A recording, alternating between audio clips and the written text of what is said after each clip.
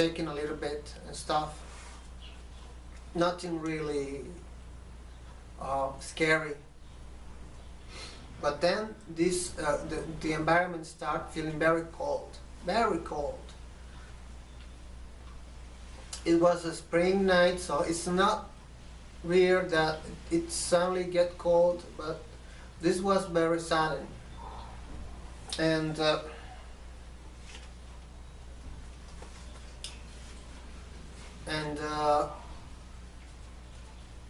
they start seeing this kind of paper coming out from a very large area around the crypt. Now Alex have already made 2 steps back, pulls Brandon out of the shiny area. You know what? You need to stay here. And then Alex took one script out of his pocket, a small piece of paper, and started reading it. And then the shyness of the crypt was concentrated into a smaller area, but more shiny. Then they start hearing a voice mumbling, like it hears like a dog or a lion growling, but kind of trying to say something more human. Then Alex was keep reciting stuff, and then he took something else out of his pocket. It was like a pendant, but more like an Asian rosary, and he just put that around his hand and with the other hand he kept reading what the script that he was reading before, until the sound and the voices became more human. And they start saying, "Why are you here? Why are you threatening me? What's your purpose? You have no business with me. Just go away. Let me be." And so now Alex said to Brandon, "We need to approach a little bit more." So they got closer, and you say, "Brandon, now please change the page to," and he took the book and moved it to a different page and gave it back to Brandon. "Now you need to read this." So this was a different passage that Brandon had never heard before. It was about the boring. So he started reading it, and suddenly he started feeling a little bit dizzy, but this time he kept his conscience, and he kept reading and kept feeling everything every time more and more dizzy, and more, the reality became more and more distorted. The stuff that he was seeing was looking very different that how he saw it before. Reality started to look more bizarre and more complex as it was before. Everything looked so simple before, now it looks more and more complex. And every time as he was continuing reading, every time his vision became more distorted or bizarre. So he ended up with the reading, and he just pulled out his sight to look at this thing that was shining very concentrated in a very concentrated spot, and it collapses, and then he lost conscience again. Now he woke up and asked Alex, "What happened?" He said, "Well, you did it. You sent her somewhere else." "But where?" I said, "Just don't worry about it. It's a place where this creature is supposed to be. He's not supposed to be here. We're sending them to where they belong. So we are doing the right thing. We're doing what we are supposed to do." So, and then Brown said, "Well, what type of creature was this?" And say, "Well, it was a demon. And this was a demon. It looks like the body that he was possessing died, and he was unable to move himself somewhere else. So he was trapped in and was left of this person, and he wasn't able to move somewhere else, so he was stuck in here. I said, oh, so that's a demon. I said, yeah, that's a demon. That the energy they have is completely different, and this was not a small one, it was a big one. So Brandon said, oh, that's good. So we are getting into new levels now. I said, yeah, we are getting into new levels. You will see. You will get much better in the future.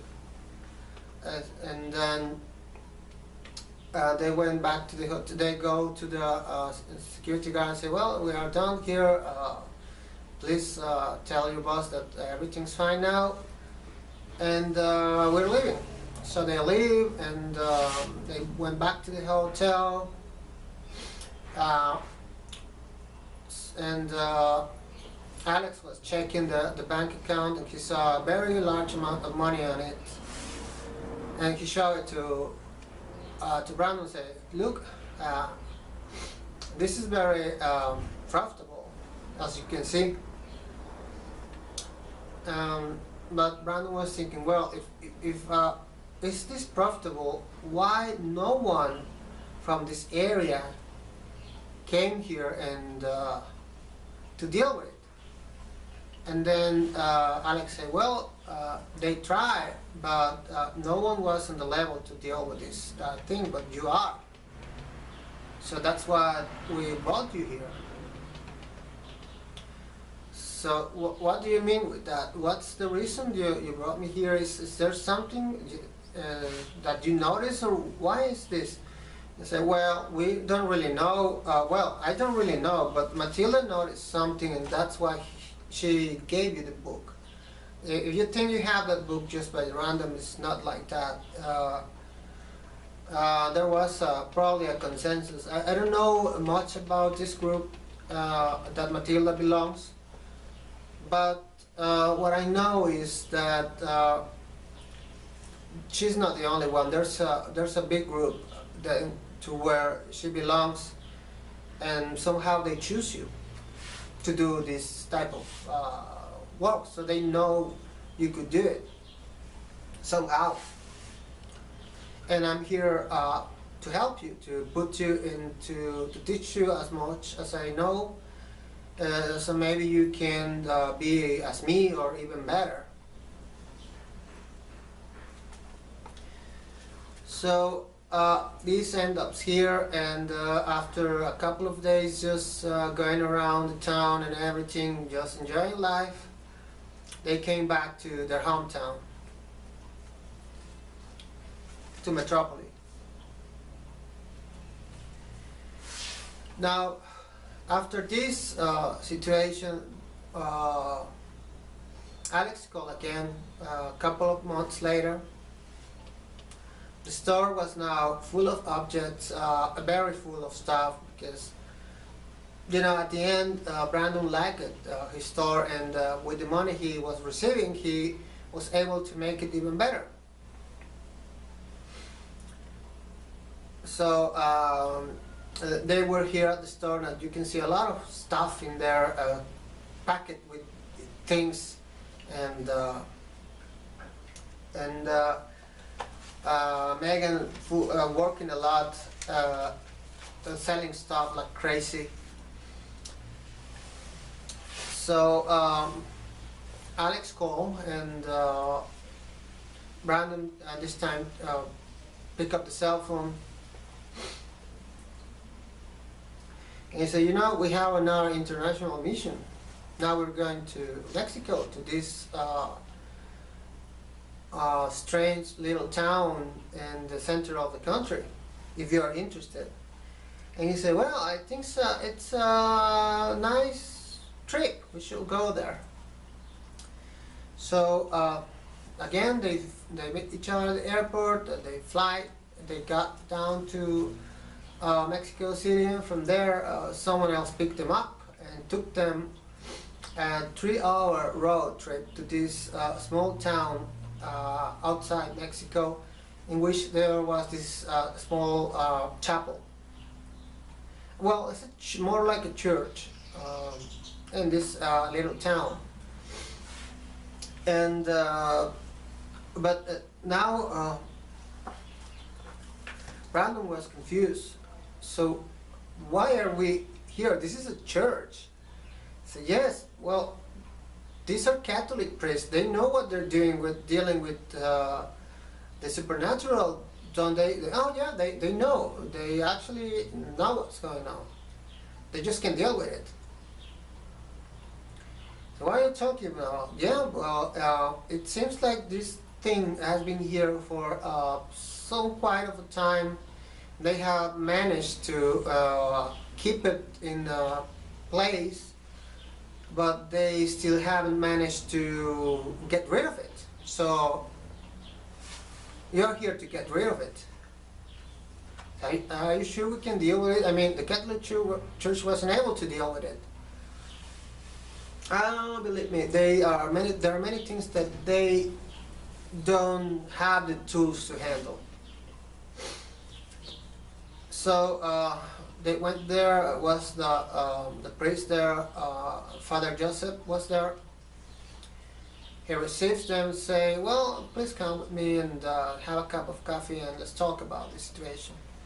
So basically, Father Joseph told him, or Josefo, but let's say Joseph to make it easier. So he told him everything that was going on with how old the church was, and that there was some mysterious past and kind of strange situations that happened in that place. So basically, a lot of nuns were massacred in the past there in a satanic ritual. And since then, the priest that was involved in that was expelled from church, and they never knew anything about him after that. But they still have this entity there, and they are not able to get rid of it. It seems like the priest made a satanic thing, and he called something, and he offered the blood of these nuns to it, and he brought it here, and now we can get rid of it. We have managed to keep him enclosed in one area, but we don't want it here anymore. We are afraid that this thing could get out in a minute and create a chaos with humanity. So they, of course, Father Joseph was a little bit afraid of telling all the story. He wasn't sure if this was exactly what happened, but he knew something very evil was going on. So he took them to this stairway that was behind the pulpit of the church. He opens the door there. They went downstairs, like in the basement. But after entering the basement, he opens another door, and they were in a cavern, like a natural cavern that was below the church. So I said, well, this is a natural formation that the church was built over it. Before it was an Aztec temple. So we got rid of the temple, and we built the church, and all this stuff was here before us. We don't know anything about the past of that temple or what was it for. We just know it was used for adore some Aztec gods or something. So we put the church here because the people used to come to this area to adore their gods, and we put it here so they come to adore the real God. So that's the story of this church and the temple, and why we are here, and why are these caverns below us. So they keep walking into the cavern. They have a lot of lamps with them to illuminate the way. For the first 20 meters there was electricity, so they have light bulbs on it, but after some steps ahead, the connections end up, so they need to bring the lamps with them. So they find this sacrifice rock uh, with some green stones all over it, maybe jade. Well, for sure was jade, and some Aztec symbols on it, and buried a lot of dirt and dust over it. So they proceed, and again, Alex took the stone that he took before in the cemetery and put it there. There were a lot of Christian symbols and rosaries all over the place.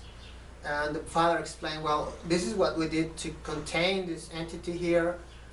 We put all this, we have all these candles and all these Christian symbols just to contain it. And so there it is. We can see nothing. Yeah, you cannot see it, but there he is. So after doing that, Astor took his little sheet of paper and started reading it. He asked Brandon to read his book together with him. So they were reading two different scripts at the same time. It sounds really confusing. So the priest was praying together with them for protection, and so there again they start feeling cold. No breeze was coming up, but they start feeling really, really cold, and after a while some of the rosaries that were there start breaking and falling down into the ground. All the petals just fell to the ground. And they realized this thing was really strong. So then Alex asked Brandon to keep one step ahead and keep reading. So he kept reading until this creature appears.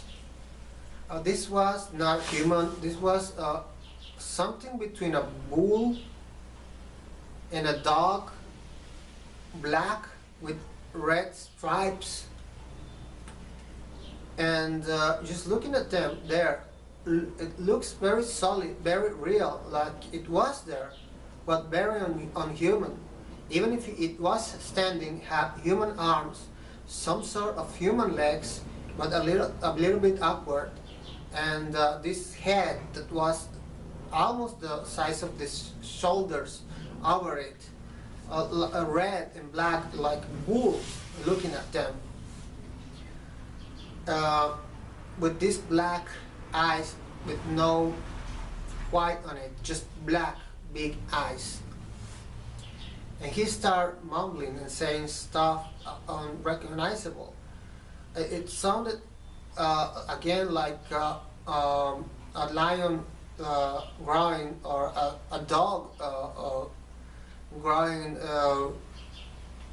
but trying to saying words. They sound like words pronounced by a beast. So they kept reading, and this creature just focused his attention to Brandon and just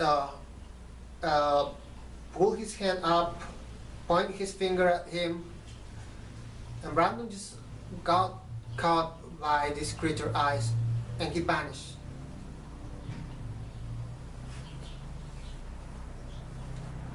I think I'll leave it there. Thank you very much. I will give you the end of the story later.